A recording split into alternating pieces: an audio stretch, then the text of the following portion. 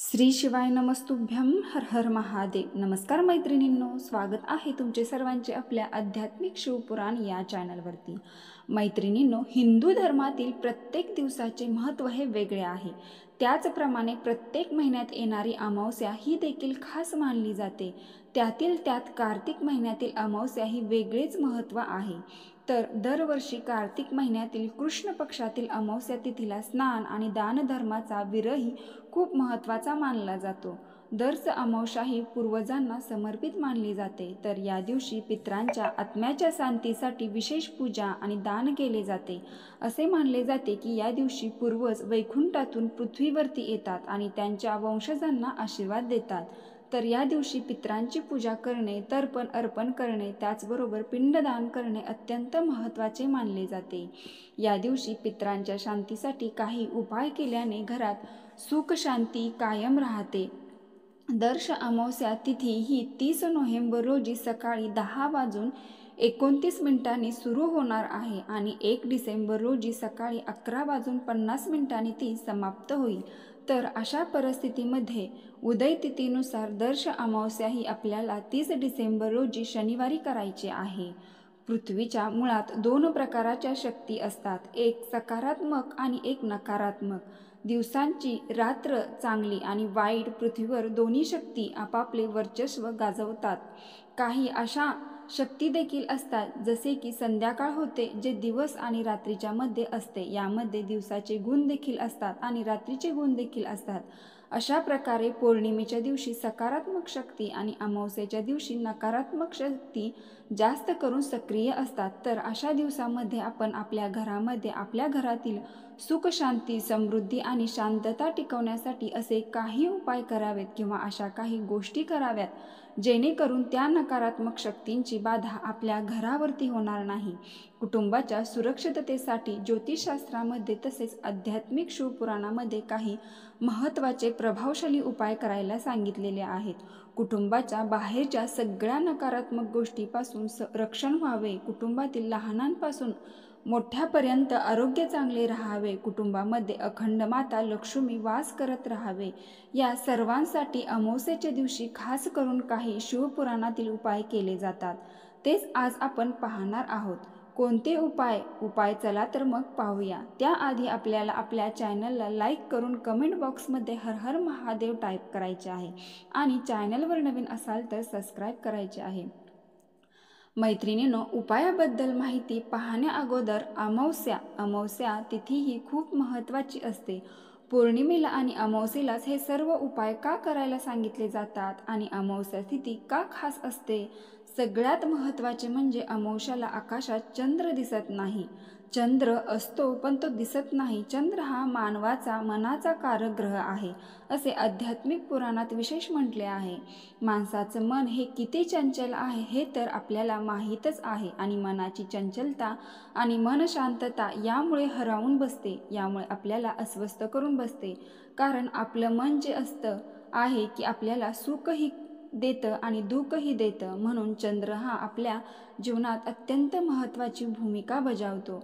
तुम्हाला समजेल अशा सोप्या भाषेत सांगायचं झालं तर चंद्राच्या बदल्या स्थितीनुसार सागराला भरती ओटी येते आणि मग आपल्याला तर शरीरामध्ये 70% पाणी आहे। अशा प्रकारे चंद्राचा परिणाम समुद्रावर होत असेल तसेच आपल्या शरीरावर होत असणार, यात काही शंका नाही। म्हणून तर मनोरुग्णांच्या मनावरती आरोग्यावर अमावस्येच्या दिवशी जास्त अस्वस्थता निर्माण झालेली दिसून येत असते असे म्हटले जाते। तसेच अमावस्या ही दुसरी पितरांची तिथी मानली जाते, म्हणजेच पितरांची सेवा करण्यासाठी विशेष तिथी मानली जाते।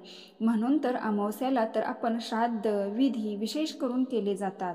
यामुळे पितरांचा विशेष आशीर्वाद आपल्या कुटुंबावरती आणि वंशजावरती राहतो। असे आहे अमावस्येचे महत्त्व। नंबर 1, एखाद्या व्यक्तीच्या कुंडलीतील पितृदोष असेल तर त्या दिवशी विशेष पूजा केल्याने तो दोष दूर होतो। पितरांना प्रसन्न केल्याने आपल्या घरामध्ये सुख शांती कायम राहते।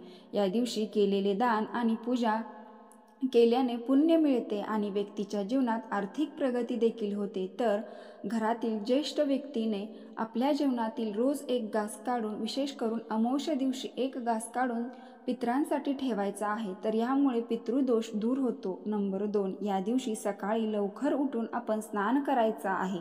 स्नानानंतर नदीवर जाऊ शकत नसाल तर तुम्ही घरामध्ये गंगाजल मिसळून आपण स्नान करायचं आहे आणि नंतर तर्पण करायचं आहे. या दिवशी सात्विक अन्न खायचं आहे आणि ब्राह्मणांना देखील दान द्यायचं आहे. अमावस्याला दान करणे खूप शुभ मानले जाते. तुम्ही तुमच्या क्षमतेनुसार अन्न, कपडे, पैसे इत्यादी दान देऊ शकता.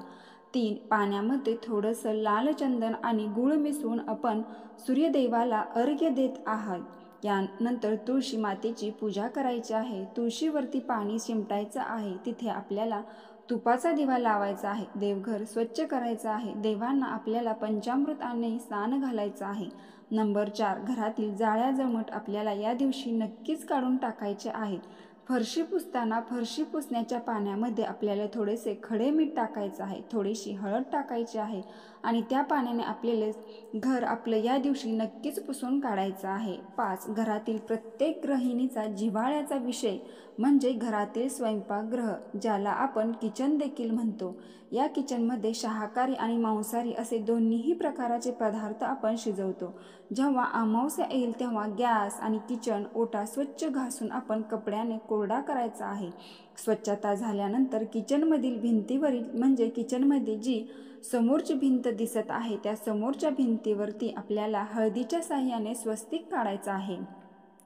हळद घरामध्ये सकारात्मक ऊर्जा आणते. स्वस्तिक हे आपल्या हिंदू धर्मामध्ये शुभचिन्ह मानले जाते. किचन स्वच्छ केल्यानंतर आपल्याला गॅसचीही पूजा करायची आहे. गॅसची पूजा करताना आपल्याला तिथे एक मातीची पंती वापरायची आहे. पूजा केल्यानंतर पंतीतील आपल्याला स्वयंपाकघरातच ठेवून द्यायची आहे किंवा बाहेर लावली तरी सुद्धा चालेल. तिथे आपण गॅसवरती स्वस्तिक काढलेले आहे, त्याच्यावरती हळद, कुंकू, अक्षता, एक फूल व्हायचं आहे. अशा आपल्याला गॅसची पूजा करायची आहे. तुपाचा दिवा लावायचा आहे. गॅसला आपल्याला ओढून घ्यायचं आहे आणि भिंतीवर ते जे आपण स्वस्तिक काढलेले आहे तिथे आपण या तुपाच्या दिव्याने ओवाळून घ्यायचं आहे. तुपाचा नसेल तर अमावस्याला लावण्यात येणारा दिवा हा कायम तिळाच्या किंवा मोहरीच्या तेलाचा असावा. पूजा करताना आपल्याला अन्नपूर्णा देवीला स्मरण करायचं आहे आणि ही पूजा आपण सकाळी किंवा संध्याकाळी करू शकता. 6, त्यानंतर आपल्याला घराच्या उंबरठ्याची पूजा करायची आहे. सर्वप्रथम आपल्याला हळद मिश्रित पाण्यानं आपल्या उंबरठा स्वच्छ आणि साफ पुसून घ्यायचा आहे. उंबरट्यावरती जी घाण किंवा धूळ बसलेली असेल ती रोजची रोज आपण साफ करायला हवी. त्यानंतर आपण उंबरट्यावरती हळदीचे लेपन करायचं आहे. हळदीमध्ये थोडंसं गुलाबजल टाकायचं आहे आणि हे मिश्रण आपल्याला घराच्या उंबरट्यावरती लावायचं आहे. हळद ही अतिशय पवित्र मानली जाते, म्हणून घराच्या उंबरट्यावरती हळदीचे लेपन करणार म्हणजे सकारात्मक ऊर्जा त्यामुळे येते आणि घरामध्ये आपल्या सुख शांती नांदते. हळदीमुळे आपल्या घरातील नकारात्मक शक्ती निघून जाते आणि संकटे देखील तरतात. त्याचबरोबर आपल्या वस्तूतील ग्रहदोष आणि वास्तुदोष देखील यामुळे दूर होतो. उंबरट्यावरती हळदीचे लेपन केल्यानंतर हळद कुंकू वाहून छान अशी रांगोळी काढून आपल्याला तिथे पूजा करायची आहे.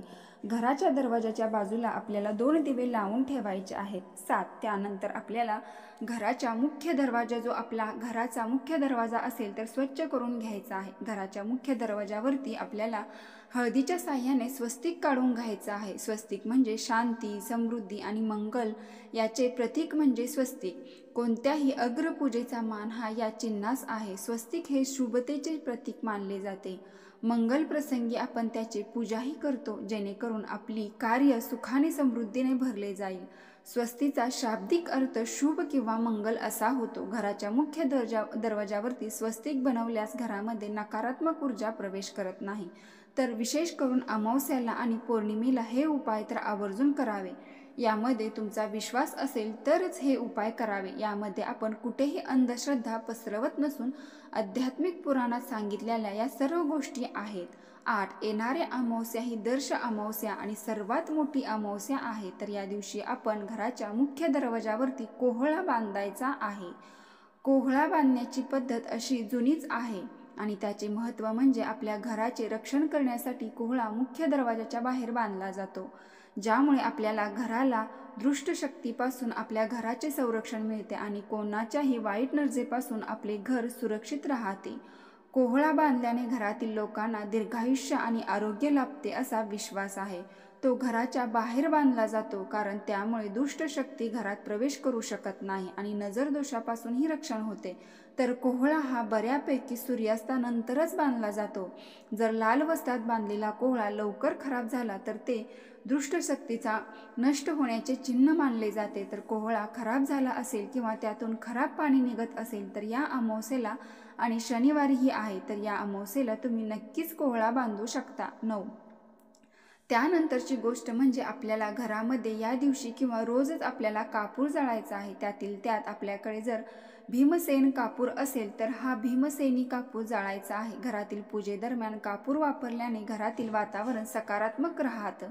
त्याचबरोबर पूजेच्या वेळी कापूर जाळल्याने घरात नेहमी आनंदाचे वातावरण असतं आणि घरातील नकारात्मकता जात असते. कापरामध्ये असलेल्या सुगंधामुळे घरातील वातावरण सकारात्मक बनतं, तसेच आरोग्याच्या अनेक समस्यांमधून आपली सुटका देखील होते.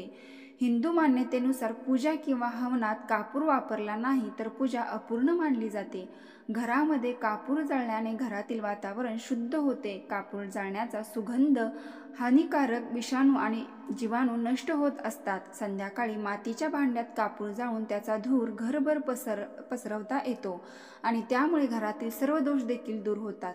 ज्योतिषशास्त्रानुसार घरामध्ये कापूर जाळल्याने पितृदोषही दूर होतात. याशिवाय घरातील वाईट नजरेचा प्रभाव देखील कमी होतो आणि नात्यात गोडवा राहतो. शास्त्रानुसार घरामध्ये कापूर जाळल्याने हानिकारक बॅक्टेरिया आणि प्रदूषणही कमी होत असते. कापराच्या धुरामुळे अनेक प्रकारच्या आरोग्य समस्या टाळता येतात. तर घरात कापूर प्रज्वलित केल्याने घरातील हवा देखील शुद्ध राहते. नंबर 10.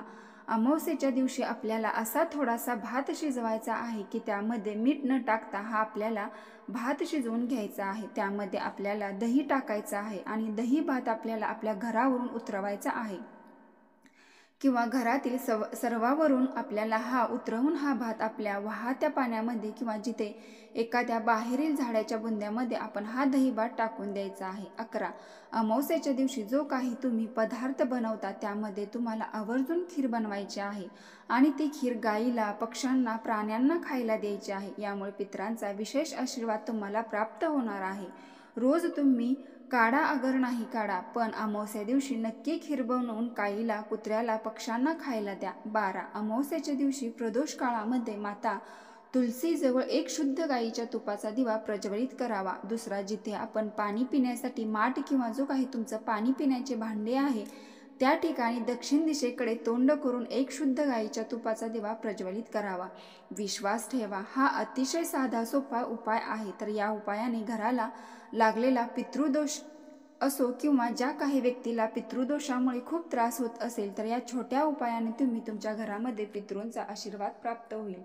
13. एका माणसाच्या दिवशी कामात अडथळे येत असतील तर मिरचीचा हा उपाय करून नक्की पहा. लाल मिरचीचा हा प्रभावी उपाय आहे. लाल मिरचीच्या 21 बिया घ्या आणि त्या एका पाण्याच्या तांब्यामध्ये टाका, म्हणजे कलशामध्ये टाका. आता हे पाणी सर्व स्वतःवरून किंवा ज्या व्यक्तीला वाईट बाधा किंवा पितृदोष किंवा त्या व्यक्तीचे कुठलेच काम होत नसेल किंवा तो व्यक्ती सतत चिडचिड, रागराग करतो, उलटसुलट बोलतो, त्याच्यावरून 7 वेळा उतरवून घ्यावे आणि घराबाहेर फेकून द्यावे. त्या व्यक्तीचे काम पूर्ण होण्यास सुरुवात होईल.